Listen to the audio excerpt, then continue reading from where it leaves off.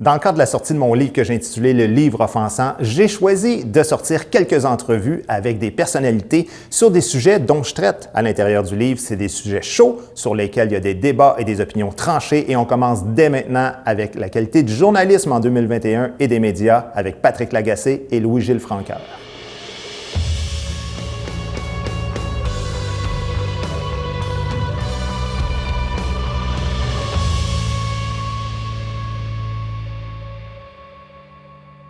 Alors, Louis-Gilles Francoeur, journaliste à la retraite du Devoir, spécialisé dans l'environnement, et Patrick Lagacé, jeune journaliste en progression, on peut dire ça comme ça. Merci, non, merci. Non, écoute, on te voit... À l'aube de mes 50 ans, c'est gentil de dire que je suis jeune. Merci. Je serais tenté de dire qu'on voit partout, mais c'est presque le cas, qui anime au moins 2 émissions de télé, une quotidienne à radio. L'automne le plus surexposé de ma vie. Oui, oui. Ouais. Le journalisme a changé, puis quand on devient un journaliste vedette, donc tellement gros qu'on devient des fois même plus gros que le journal pour lequel on travaille, est-ce que ça peut déranger la qualité du journalisme? Est-ce qu'on ne devient pas un peu son propre personnage et que ça altère la qualité de l'information? Ça dépend comment tu l'utilises. Ça dépend si tu t'assois sur ta notoriété puis que tu tournes les coins ronds. Ça dépend pour qui tu travailles. Moi, je sais que dans mon journal, comment je te dirais ça? C'est pas parce que je fais des trucs ailleurs que les boss m'en laissent passer. Mais c'est pas juste toi individuellement, mais non, je veux dire, en général, j'aurais pu parler de Martineau, Mathieu Bock-Côté ou Cassivi, peu importe le média. Ce que je veux dire, c'est que, on a commencé le journalisme, on mettait juste les initiales du journaliste, après ça le nom, une petite photo noir et blanc, puis ensuite le nom avec une photo couleur, puis là, c'est quasiment un poster qu'on met au-dessus de votre nom. J'ai l'impression qu'on lit plus le journaliste que la nouvelle. Et ça peut faire en sorte qu'il y a comme un effet de remplissage, puis de dire, gars, que peu importe ce qui est écrit, c'est cette vedette-là qui l'écrit. La notoriété est dans l'œil du public. Tu comprends? Tu peux mettre la photo d'un journaliste aussi gros que tu veux, avec toutes les couleurs que tu veux. Si les gens ne le lisent pas, je veux dire, il n'y a pas de notoriété. Foglia avait une photo de lui à l'époque où on le voyait de dos. Et c'était la plus grande vedette du journalisme. C'est sûr. Il acceptait pas de faire des entrevues, il acceptait de faire de la promotion. C'est le charme du journalisme. T'as raison. C'est pas un modèle, mais ce que je veux dire, c'est que McDonald's, à force de mettre beaucoup d'argent sur le marketing, ils peuvent faire des moins bons burgers puis ça marche pareil. C'est la même recette pour vous autres? C'est du cas par cas. Vraiment, c'est du cas par cas. Ça n'existait pas, toi? Du vedettariat comme ça quand tu étais justement dans la fin quarantaine? Est-ce que... Disons que chaque époque a eu sa manière d'avoir ses vedettes. C'était pas la même manière qu'aujourd'hui, mais il y avait quand même des vedettes à l'époque. Mais moi, j'ai toujours trouvé que le vedettariat est à la fois... C'est une arme à double tranchant. Tu peux devenir tellement occupé qu'effectivement, tu as moins de temps à consacrer au contenu, au fond des choses. Parce que tu es limité dans le temps. Moi, je sais bien qu'un des facteurs qui a fait que j'ai décidé de prendre ma retraite, c'est que on ajoutait toutes les nouvelles méthodes. Il fallait faire, en revenant de notre entrevue, il fallait tout de suite faire une nouvelle pour 11 heures, pour qu'il y ait déjà un clip sur Internet. Et en plus, je voyais venir ça, il fallait quasiment apporter la caméra pour faire des photos, faire une entrevue même, pour être capable de la mettre sur Internet. Moi, je trouvais que ça distrait. Et puis, j'aurais pas voulu avoir une émission de télévision ou 2 en plus, là, parce que je trouvais que ça m'empêchait de faire le journalisme que j'aimais. Je te donne un exemple. À un moment donné, Hydro-Québec fait l'annonce de la centrale du Suroît, centrale électrique. Tout le monde se garoche. On est cerné par les PR pour nous dire quoi écrire. Et tout le monde lead avec un bel investissement de 650 millions. Si j'avais été pris pour faire toutes sortes de remakes de ma propre histoire, j'aurais pas eu le temps de te plonger, faire des calculs, interviewer des spécialistes. J'y ai passé l'après-midi. Le lendemain, le Devoir titrait en disant « La politique de réduction des gaz à effet de serre du Québec est totalement compromise par ce projet-là. » Parce que tu avais eu le temps de faire de la recherche et de l'enquête. Et de prendre le contrepoids de toute l'affaire. Et là, ça a eu fait un tel effet, cette nouvelle, qui était complètement en dehors de ce que tout le monde faisait. Mais ce que raconte Louis-Gilles, ça se fait encore. Oui. Sur le coup, Hydro-Québec va faire une conférence de presse, on va la couvrir en direct, il va avoir un résumé de la presse canadienne, peut-être des différents journaux, puis le lendemain, S'il y a un rat quelque part dans la nouvelle, je veux dire, je pense que le rat va être trouvé. Surtout de nos jours, avec tout l'écosystème de militants, de parties prenantes qui lèvent la main pour dire « Hey, cette centrale-là, là, en passant, c'est au gaz et ça va alourdir le bilan carbone. » Ça existe encore. Bien, si on prend ça du côté de l'influence sur la société, c'est un fait que les gens qui ont une position de vedette, par les opinions, par les dossiers qu'ils mettent de l'avant, ont un poids politique plus grand. Par contre, des journalistes qui vont se spécialiser, qui vont être capables d'aller rapidement prendre l'envers des choses, être capables de développer une position critique beaucoup plus fondamentale, vont être extrêmement écoutés. Je me rappelle à l'époque, Claude Ryan, au Devoir, il disait qu'un journaliste qui rentrait devait avoir au moins une maîtrise dans un domaine de spécialité parce qu'il voulait des gens qui couvraient un secteur en profondeur. Tu sais, Jean-Pierre Prouy, qui couvrait l'éducation, est devenu secrétaire du comment on appelle ça, le Conseil consultatif là, de l'éducation au Québec. Conseil supérieur de l'éducation, devenu prof à l'Université de Montréal. Michel Nadeau, qui était aux finances, est devenu vice-président de la Caisse de dépôt. Tu vois que ces journalistes-là marquaient de leur empreinte par leur connaissance très profonde. Ils étaient écoutés, ils étaient lus. C'est sûr que si tu n'as pas un background en économie, un background en droit administratif, un background solide en environnement, tu vas couvrir la nouvelle de façon beaucoup plus superficielle. Tu n'es pas capable, tu décodes moins profondément ou moins rapidement, mais tu peux y arriver. Et comme disait Patrick, il y a tellement de gens qui vont lever la main pour te montrer les trous, les failles dans la proposition que l'autre fait. Mais par contre, ils peuvent arriver en retard. Par intérêt, ils peuvent ne pas se lever la main. Ils peuvent avoir des intérêts à défendre vis-à-vis du gouvernement. Ils ne veulent pas perdre des subventions. Tu as toutes sortes de jeux qui font que si tu veux être vraiment indépendant et vraiment fort dans ton domaine, il faut que tu maîtrises ta matière. Et aujourd'hui, on forme des journalistes à être polyvalents. Tu vois, à l'époque, on voulait des journalistes capables d'imprimer un mouvement à tout le secteur de la société qui couvrait. Je vais vous parler d'indépendance un peu, parce que Coluche disait dans un de ses spectacles, il disait « La seule chose qui est vraie dans le journal, c'est la date. » T'sais. Et là, je vous lis une citation d'un ancien rédacteur en chef, ça fait 100 ans, là, du New York Times, qui s'appelle John Swinton. Mais quand même, c'est une vieille citation, mais il dit « La presse libre et indépendante n'existe pas. Je suis payé chaque semaine pour garder mes opinions honnêtes en dehors du journal qui m'emploie. Le travail de journaliste, c'est de détruire la vérité, de mentir purement et simplement. Nous sommes les outils et les laquais des puissances financières derrière nous. Nous ne sommes rien d'autre que des intellectuels prostitués. » Donc, quand vous entendez quelque chose comme ça, de la part de quelqu'un qui a quand même été rédacteur en chef, et on sait qu'il y a beaucoup de cynisme actuellement autour du journalisme, les sondages ne favorisent pas nécessairement les médias. Tu travailles pour un média en ce moment qui se dit indépendant, comment tu réagis à ça, toi? Écoute, moi, la preuve est dans le pudding. Je veux dire, est-ce qu'un journal peut absolument tout dire? Peux-tu me lever et dire, lui, c'est un nazi? Ben non, on ne peut pas dire ça.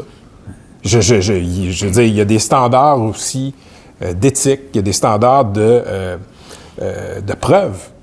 Est-ce que je peux dire, un tel est un imbécile? Oui. Est-ce que je peux dire un tel est un fraudeur? J'ai besoin d'avoir enquêté, d'avoir les faits, d'avoir les documents. Et ça arrive. Pas lien avec l'indépendance dans ce que tu dis là? Ben oui, c'est un lien avec l'indépendance. Mais ce que je te dis, c'est que vous choisissez des nouvelles. Mais Guy, tu me donnes une citation d'un rédacteur en chef du New York Times il y a 100 ans. OK, mais maintenant, je pense que la presse américaine, occidentale, il y a 100 ans, je soumets ça comme ça respectueusement, un peu différente d'aujourd'hui. Pas mal, ça. OK, mais vous passez quand même beaucoup de temps. Moi, je vois souvent des médias, sur les médias sociaux, particulièrement Twitter, où des journalistes de la presse parlent du fait que Pelado a énormément d'influence sur le contenu du Journal de Montréal. Est-ce qu'il n'y a pas un peu la même chose avec Power Corp, même si maintenant le modèle a changé? Mais, moi, je vais te dire ce que j'ai écrit là-dessus il y a quelques années. L'essentiel, c'est d'avoir une presse qui est plurielle, d'avoir beaucoup de médias. Oui. Parce que c'est pas le Journal de Montréal qui va commencer à dire « Hey, Québécois a des intérêts dans tellement de domaines que chaque fois qu'on couvre un domaine, Québécois, notre patron est dans le domaine et dans le portrait. » Mais Le Devoir peut le dire, Radio-Canada peut le dire, la presse peut le dire. Fait que les autres médias font une sorte de job de reddition de compte avec ça. Donc, c'est normal que... Tu sais, par exemple, moi, Jean Lapierre, j'avais fait une entrevue avec Guy, lui. j'aimerais vraiment ça que le média A puisse dire « Mon propriétaire est un ci puis un ça ». Ben oui, écoute, ce serait fantastique dans tout, que ce soit ici ou ailleurs. Regarde, si on continue à avoir un modèle où les médias sont propriétés de grands groupes, de gens milliardaires, puis on le voit un peu partout, bien, ces médias-là ne vont pas critiquer, ne vont pas enquêter sur leurs propriétaires, leur groupe propriétaire. La Presse est un journal maintenant qui se dit indépendant. La famille Desmarais est officiellement sortie du portrait, mais a quand même garanti vos fonds de pension, puis donné 50 millions à la Presse.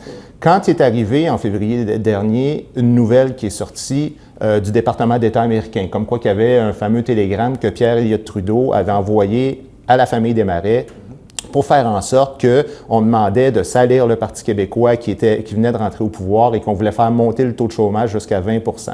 Tous les médias en ont parlé, puis y compris même Radio-Canada. Rien dans la presse, sauf Yves Boisvert qui fait une chronique pour dire il n'y a rien, il n'y a pas de problème. C'est moi qui ai fait la chronique. C'est toi? Bon, mais non, c'était peut-être pas la même chronique d'abord. J'ai peut-être pas vu passer la tienne. Peut-être pas la même chronique, mais j'ai chroniqué là-dessus. OK, mais qu'est-ce que tu en as dit? Bon, parce que je retourne aux archives. Celle que j'ai vue, Boisvert a dit il n'y a aucun problème avec ça. Puis là, tu dis ben OK, je veux bien que la famille Desmarais n'est plus dans le portrait, mais c'est quand même étrange que tout le monde dénonce ça unanimement et la presse. Guy, moi, là, j'ai chroniqué là-dessus dans mon souvenir. J'ai dit voici une nouvelle qui date de. Ça datait de quand? Ça datait d'avant le référendum de 80? 76, ouais, 77. 76. Mais c'était moi, je n'étais pas scandalisé. Ben, c'est un secret. C'est une révélation, quelque chose qui était gardé top secret. Oui, mais ça intéresse. T'avais quel âge en 76? Mais ça n'a rien à voir. Ben oui, ça a quelque chose à voir. Puis est-ce que Power avait agi là-dessus? Ont-ils sorti leurs intérêts du Québec? La réponse, je pense, il me semble que c'était non. On pense souvent qu'un journaliste, ça a comme une image de pureté qui ne fait que dire la vérité, puis, mais il est quand même animé d'intérêts qui sont supérieurs à lui, et ça, c'est une réalité qui existe partout. C'est sûr qu'il y a toujours une sorte de lien entre le système de propriété puis le fait de travailler dans la boîte. Je suis convaincu que dans toutes les boîtes, il y a toujours une petite gêne quand les intérêts du propriétaire sont en cause. Mais la grande matrice de l'information, comme le disait Patrick, c'est que s'il n'y en a pas un qui le dit, les autres vont le dire. Et ça ne va pas empêcher les choses de se positionner dans la société, que les enjeux finissent par apparaître. Mais tu sais, tu es là, tu me parles des médias, hautement critiquables. Louis-Gilles a travaillé dans le métier, je travaille dans le métier. Il y a souvent, tu as le manque de temps, mais tu as le manque de curiosité aussi qui fait que tu ne tombes pas tout de suite sur la nouvelle, tu ne la vois pas. J'aimerais ça qu'à un moment donné, on commence à parler aussi de l'asymétrie des moyens pour faire passer les messages. De l'asymétrie des moyens quand les journalistes essaient de couvrir quelque chose, d'avoir des documents en commission d'accès à l'information, tu as sûrement essayé d'en avoir. La commission du déni de l'information, ça fait jamais partie de l'équation. Tout est caviardé, tu as la date, tu sais, ta fameuse date de journal qui était la seule affaire bonne. Tu reçois le document gouvernemental que tu as demandé il y a 4 ans et demi, c'est caviardé, il y a la date. Ben, ça, c'est l'accès à l'information. Ça, on n'en parle jamais. En plus, les médias, quand ils se font planter par la commission d'accès à l'information, bloqués, ils ne le disent pas. Ils n'informent pas le public de ça. Moi, je n'ai jamais compris. Là, on parle quand même depuis tantôt de médias privés, hein? Mais il y a aussi les médias publics. Donc, particulièrement Radio-Canada qui joue de moyens extraordinaires, donc qui a une influence énorme au pays, puis particulièrement ici pour Radio-Canada en français au Québec. Michel Bissonnette, qui est vice-président de Radio-Canada, disait en commission parlementaire, il y a peut-être 2 ans de ça, il disait « il faut comprendre qu'on n'est pas une télévision d'État, mais on est une télévision publique. » Il parlait même d'un mur de Chine entre l'État et sa station. Puis, le mur de Chine, moi, je suis allé une couple de fois en Chine, il y a des trous, hein, il y a beaucoup de trous, puis finalement, ce que je veux dire, c'est qu'évidemment, on comprend que c'est pas Justin Trudeau qui appelle la direction de Radio-Canada puis qui passe ses commandes, mais il y a quand même un mandat à Radio-Canada qui est de faire la promotion de l'unité canadienne, du multiculturalisme et de trucs comme ça. Alors, est-ce que c'est normal qu'une télévision qui appartient, par exemple, à tous les citoyens, y compris ceux qui sont largement majoritaires, qui croient en la loi 21, une bonne gang qui croit en la souveraineté ou n'importe quoi, qui se fasse toujours bombarder à peu près des mêmes idées que je vais appeler woke, là, même si je ne serai pas sur le nom, et fédéralistes, et multiculturalistes, et tout ça, alors que pourquoi ils seraient discriminés à l'entrée, eux autres? Pourquoi Post Canada, ils ne servent pas moins bien les souverainistes que les fédéralistes? Si tu permets, probablement que tu es de l'école qui pense que Radio-Canada est en campagne contre la loi 21. Si tu veux voir une campagne contre la loi 21, tu vas sûrement en percevoir les indices. Probablement, c'est une réalité. Là. Parfait, c'est ton opinion. Oui. Puis, mais tantôt, on parlait de la nouvelle où Pierre Trudeau avait essayé d'influencer le père Desmarais pour... C'est Radio-Can qui l'a sorti. C'est Radio-Can qui l'a sorti. C'est CBC qui l'a sorti. Puis Radio-Can l'a relayé sur ses plateformes. Je veux dire, il y a des contre-exemples. Moi, je pense que tu es un militant. Puis comme tous les militants, tu as une vision très microscopique, presque, des enjeux. Bien, tu dis ça, mais si tu me parles de la loi 21, permets-moi de te dire quand même que quelques semaines après que M. Bissonnette soit passé en commission parlementaire, bien, il y a eu le fameux reportage, puis je l'ai dans mes notes d'ailleurs, sur la loi 21, où il a dû faire lui-même, ils ont dû dire avoir manqué de transparence, manqué d'équilibre et manqué d'objectivité dans le fameux reportage sur la loi 21, alors qu'on essayait de faire croire qu'une enseignante sikh devait fuir le Québec raciste. Tu as sûrement entendu parler de ça. Ça, c'est quelle instance qui a dit ça? C'est Radio-Canada qui a fait un communiqué pour dire ça. C'est l'Ombudsman? Ils l'ont reconnu eux autres mêmes. C'est l'Ombudsman qui s'est penché là-dessus? Je ne sais pas si c'est passé par l'Ombudsman, mais... Ça ressemble à ce que l'Ombudsman dit. Mais c'est l'Ombudsman de Radio-Canada. Ben oui, mais l'Ombudsman, il réagit à des plaintes. Je comprends, mais il est clairement pas inféodé au multiculturalisme. Bien, c'est dans leur mandat, Pat. Tu peux pas dire le contraire. C'est dans leur mandat. Radio-Canada, c'est écrit noir sur blanc dans leur mandat. Qu'est-ce qu'a dit l'Ombudsman? Bien, je ne sais pas si l'Ombudsman, mais ce que je te dis, c'est Radio-Canada a déclaré avoir manqué de transparence, d'équilibre et d'objectivité dans son reportage sur la Dame sikh, qui, dans le fond, était une militante qui traînait le gouvernement du Québec en cours. Et toi, tu es en train de dire, regarde comment ils sont honnêtes. Ils sont honnêtes parce qu'ils sont fait poigner. Mais tu me pognes un exemple. C'est toi qui m'as parlé de la loi 21. Moi, ce que je me dis ici, c'est, ben oui, ils ont fait une gaffe journalistique. Ceci arrive. Est-ce que ça veut dire qu'ils étaient en campagne? De ce qu'on m'a raconté de la genèse de cette nouvelle-là, c'était juste une mauvaise job de journaliste. Ceci arrive même à Radio-Canada. Mais moi, on parle donc de Radio-Canada, d'un service qui est public, puis tout ce que je te disais, c'est qu'on s'attendrait à ce qu'un service qui est public serve les citoyens. Non, arrête de vouloir penser que je te dis qu'un média doit être parfait. Tout ce que je te dis, c'est que si tu te dis au service des citoyens qui payent cette station de télévision-là, il n'y a aucune raison que tu desserves. Tu sais, les gens de Radio-Canada sont définitivement plus à gauche qu'au centre ou qu'à droite. Je veux dire, nomme-moi un chroniqueur, un journaliste à Radio-Canada qu'on voit régulièrement, qui est quelqu'un qui favorise le fait que... OK, Christian Dufault. Qui est au téléjournal de Patrice Roy méga vedette, plusieurs fois par jour. Mais c'est quoi tu veux? Tous ceux qui animent des émissions à Radio-Canada sont toujours en train de véhiculer des trucs sur le racisme systémique, sur le fait que... Et j'ai fait une entrevue avec Stéphane Bureau, puis d'ailleurs, tu vois, j'avais même pas pensé à te parler de Stéphane Bureau. C'est un bon exemple, ce qui est arrivé cet été à Stéphane Bureau, qui s'est fait varloper bien comme du monde. Je sais pas ce que toi t'en penses, mais Stéphane, franchement... je pense que c'est un des animateurs journalistes qui fait le mieux son travail au Québec. Mais aussitôt que tu sors de ce rang-là à Radio-Canada, j'ai l'impression que tu te fais taper ses doigts. Puis moi, je trouve qu'on se fait sans arrêt... J'ai pas compris que Stéphane avait... Puis peut-être que je me trompe, là, mais j'ai pas compris que Stéphane n'avait pas convenu avec Radio-Can que c'était sa dernière saison, avant le début de la saison. Mais qu'est-ce que ça a à voir avec le blâme qu'il a reçu? Bien, il y a un ombudsman qui fait la révision du travail journalistique puis qui émet des blâmes. Et des fois... Il juge qu'il n'y a pas lieu d'avoir des blâmes. Okay, puis personnellement, Stéphane, moi j'adore Stéphane Bureau. Je suis un fan. Je trouve que cette entrevue-là n'était pas une bonne entrevue. Okay, Est-ce que ça veut dire qu'il a été sanctionné pour quelque raison que ce soit? Je pense qu'on a analysé le travail qu'on a choisi de diffuser après l'avoir enregistré. En passant, là, les boss woke de Radio-Canada l'ont passé, l'entrevue. Ben oui, mais ils savent bien qu'ils auraient payé le prix encore plus cher de ne pas la passer, cette Honnêtement, moi je pense que c'était pas selon les standards de Stéphane Bureau même. Question d'opinion. Oui, Gilles? Moi, là-dessus, je me dis, dans les années 70, on entendait régulièrement les députés fédéraux se plaindre qu'à Radio-Canada, c'était un nid de séparatistes. Aujourd'hui, il y a beaucoup de gens qui pensent exactement le contraire.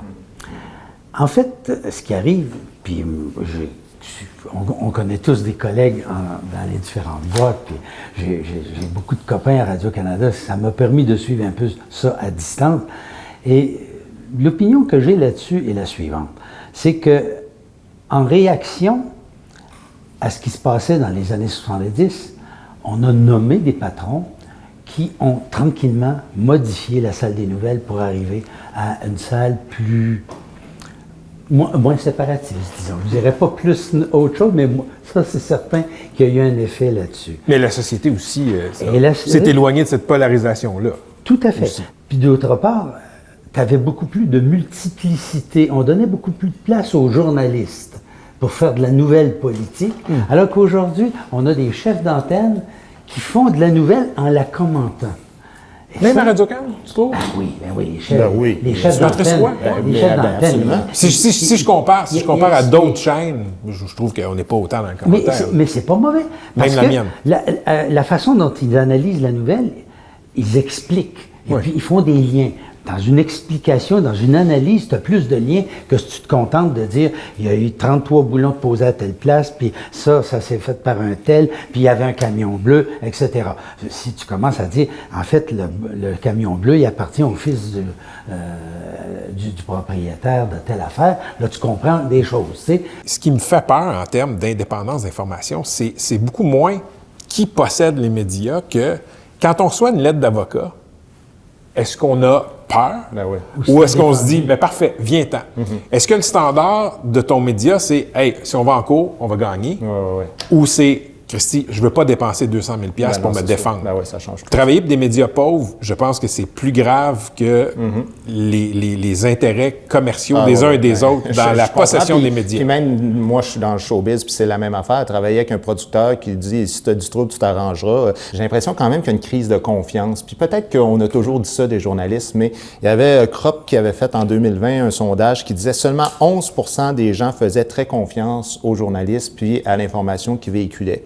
Entre autres, les 18-34 ans disaient qu'ils font plus confiance à Facebook et à Twitter qu'aux journaux, donc à ce que vous écrivez dans la presse, Le Devoir, Journal de Montréal, ou les journaux électroniques. Et la question, dans le fond, je vais vous amener sur l'idée des conspirationnistes. Les gens qui croient maintenant à peu près n'importe quoi qui passe, et qui font plus la distinction, si on veut, entre ce qui est dit par un gars dans un sous-sol quelconque, puis qui dit son opinion, et un journaliste qui a vraiment enquêté. Est-ce que vous avez une part de blâme là-dedans, les médias en général, ou c'est vraiment une conséquence strictement des médias sociaux?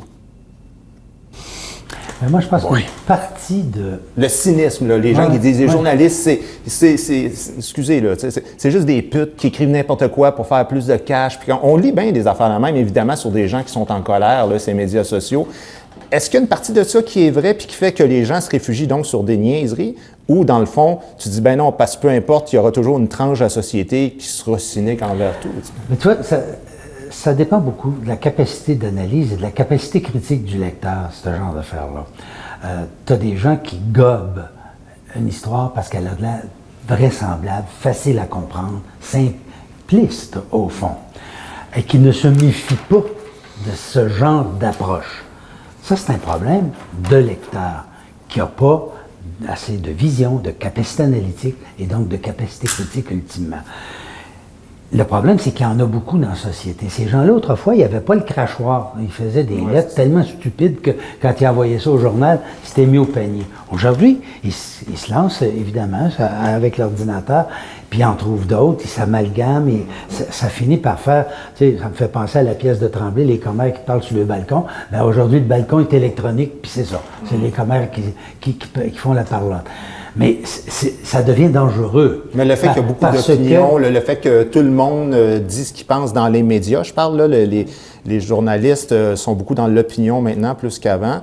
Est-ce que ça finit pas par faire une espèce de confusion des genres que le gars dans son sous-sol ou Patrick Lagacé ou Richard Martineau, tu finis par choisir un peu comme un parti politique, tu finis par choisir celui qui te convient le plus sans faire la distinction entre les études, la structure, la formation. Tu sais, c'est un peu ça la question. Il y a des gens qui m'envoient des liens, puis je connais beaucoup de médias, là, vers des médias que je ne connais pas, dont j'ai jamais entendu parler, qui n'existent que sur Facebook. Il n'y a pas de signature en haut de l'article et les gens me disent « Toi, Lagacé, tu mens, ça c'est vrai. » Aujourd'hui, on peut trouver pour chaque croyance un média qui va renforcer cette fausse croyance-là. Notre job de média, c'est-tu de s'apitoyer? Je sais pas, c'est d'informer. C'est d'essayer de donner de la bonne information. Puis si les gens croient n'importe quoi sur Facebook, c'est comme si tu me dis, moi je crois que la lutte WWE, c'est pas arrangé. Je peux pas t'aider. C'est pas la faute des médias. C'est qu'à côté, c'est comme une excroissance. Tu sais. Un gars qui... Moi, je suis en forme, là, mais si demain matin, là, je ne sais pas, il y a une bébite qui développe une grosse gangrène dans ma jambe, c'est pas moi qui marche mal. Il y a une bébite qui me nuit dans ma marche. La société est un peu là dans le moment. C'est pas les médias qui sont le problème. C'est que tu as des gens qui ont intérêt à casser le discours politique de l'information globale. Et de polariser de plus en plus. Oui, puis de diviser profondément. C'est vrai que d'après moi, ça a commencé en septembre 2001, quand Bush a dit « Vous êtes avec nous ou contre nous ». Et cette phrase-là a polarisé l'Occident sur plein de sujets. C'était parmi les déclencheurs. Pour terminer, une note sur 10 à la qualité du journalisme en 2021 ici au Québec. 7? 7. Oui, 7,5. 7,5, OK, un petit peu plus. Puis moi, je pense que le jeu de l'information, globalement, joue son rôle dans notre société. En tout cas, on est bien chanceux d'avoir ce qu'on a malgré les faiblesses. Parfait. Bien, merci d'avoir participé à cette entrevue-là. Je vous laisse une copie du livre Offensant. On ne sera certainement pas d'accord sur tout, mais si jamais vous le lisez et vous voulez poursuivre la discussion, bien, ça me fera plaisir un jour. Merci, Guy. Gros merci. Au plaisir.